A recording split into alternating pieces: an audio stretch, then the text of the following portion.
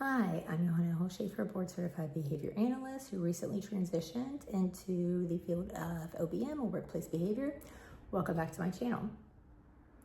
We're going to talk about the real reason your boss sucks, and it's not what you think.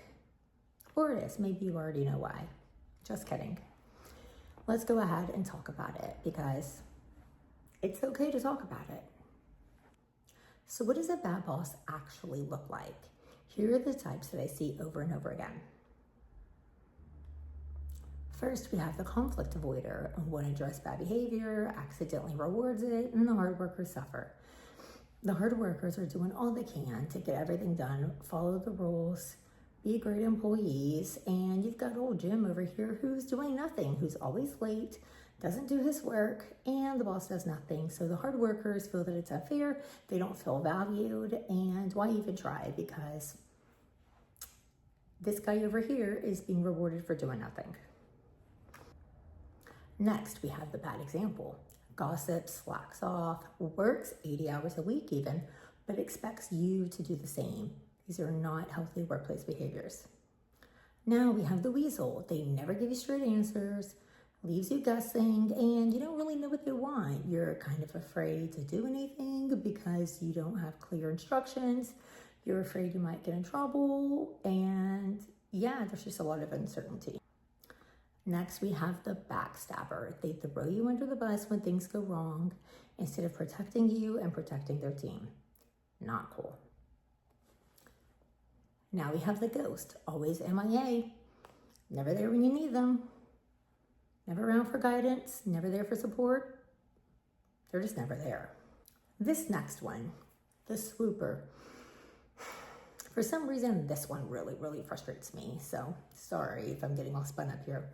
But the swooper flies in, suddenly, crisis or not, without any context, makes snap decisions, comes in and shakes everything up, creates more chaos and confusion, and then they're out and they disappear again. And it's like, hello, excuse me, Cheryl, but where were you this whole time? We had a perfect system going on, and we finally figured out what to do, and it works, and you just mess it up. Like, hello, be here or not. That one gets me going every time, sorry. Next, we have the punisher. Goes too hard on discipline, makes everyone afraid, creates a blame culture. Everyone's afraid to do anything. If anything goes wrong, people are turning against each other, throwing people under the bus because they don't want to get punished. If there's an issue, no one comes to the boss to talk to them because they don't feel safe. It's not a safe place. So now there's a lot of gossip. The punisher creates utter chaos. And last, we have the bulldozer. They steamroll over everyone's ideas, pushes people out, takes over everything. Everything is all about them, their rules, everything. They even micromanage. It's basically just them that's working, right? I mean, hello, you have a team for a reason. Use your team and delegate, but that's not what they do. Honestly, it's hard being a good boss. It is so hard. Even when you have a wonderful mentor and you have a great work environment, it really takes a lot of time, energy, awareness, self-discipline, and many more things. The truth is, do these bad bosses have bad intentions? Are they evil? No. Well, okay, maybe some bad bosses really are just horrible people. And they'll never learn, they'll never change. I don't know, but just kidding. Most of them, no, they're not bad. But most of the time, these bosses were not supported when they transitioned into a leadership position. They didn't have the correct behaviors modeled for them, and that's probably one of the most important things. What about the main bosses, the CEOs, the owners of the company? They could be shaping your boss's bad behavior because even though we know it's not great behavior, in their minds, that's what a boss looks like. Wrong. Listen, I've even fallen into some of these categories of bad bosses. It's sad. I even knew what great bosses looked like, and I was very fortunate to have wonderful leaders model all of the behavior for me.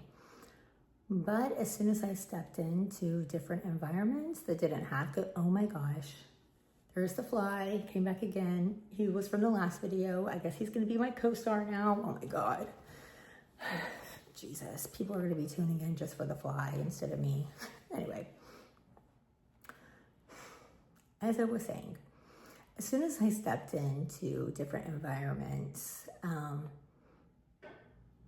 I kind of followed the habits of everyone that was in that toxic environment, even though I knew better. Honestly, it's very easy to follow the habits of your environment, and it's human nature for us to blend in and be like others. Now, I'm not using that as an excuse. It is not okay. That was not okay. From my experience personally, I feel like I've also lost sight being a good leader when I was pressured to work, and get an unreasonable amount of work finished in such little time and focus on billing hours, right? This is so common, and this happens all the time. If we're being pressured and overworked by our bosses, then we don't have any extra time to mentor others. And this really broke my heart when this happened to me, because I took a lot of pride in helping others learn and grow, and just watching them turn into being amazing leaders. And yeah, when this happens, your entire team suffers, and it's not fair. And I'm not saying that billing is bad, right? Or whatever it is you do to make revenue in your company, you have to work hard, you have to make revenue, right? It keeps the company alive, it keeps everyone paid and employed. But when it's too excessive, then you kind of lose sight of what it means to be a good leader. And here's something that most people don't want to talk about, but it's very important. When the boss's boss is MIA and not checking in, bad behavior gets overlooked and reinforced. Yes, everyone talks about autonomy and avoiding micromanagement, but there is a huge difference between giving people space to do their job and completely abandoning your leadership responsibilities. Middle managers are not the owners. Sorry, guys. I'm gonna say it. They need guidance, they need feedback, and they need accountability too. Some managers, they just start changing the rules. They create their own toxic cultures. They make decisions that hurt the whole organization. Where's their boss? Where are they?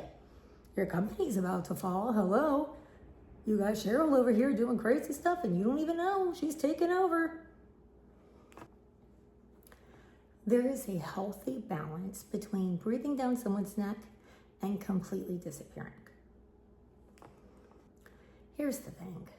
It takes time to become an exceptional leader, and it comes with experience and learning. The problem is when bosses don't think they have a problem, they don't think they're the problem, and they don't want to change. If you accept feedback, admit your mistakes, and you learn to grow from them, usually people are pretty forgiving, and it shows that you're trying. Here's what actual leadership looks like. Addressing issues directly and privately, right? You don't want to blast some issue you're having with someone right in front of everyone. Not cool. That's punishing. Be consistent. Say what you mean and try your best to follow through. Model the behavior that you want to see, right? You cannot expect others to engage in leadership behavior or appropriate behavior if you yourself don't model it. Sorry. Give clear and honest communication. Have your team's back when it matters. Just remember, you deserve better leadership. Just because it's your work and they pay you does not mean that you should tolerate a toxic boss and a toxic workplace. Let's stop accepting broken workplace culture. Let's talk about it and actually fix it. Sorry, it gets me so spun up. We can fix broken workplace culture. We really, really can. But I don't know, it's kind of scary, I guess, in a way. But you could always check out my website. I have that link in the description below, just in case you feel like your organization can benefit from coaching and leadership support. Never know. If you leave any comments, please, no naming names, no gossip, of course. That's not okay, and it does not solve the problem. Thank you so much for watching, and I'm not sure what my next video is going to be about, but I'll figure it out soon. Go ahead and like and subscribe, and see you later.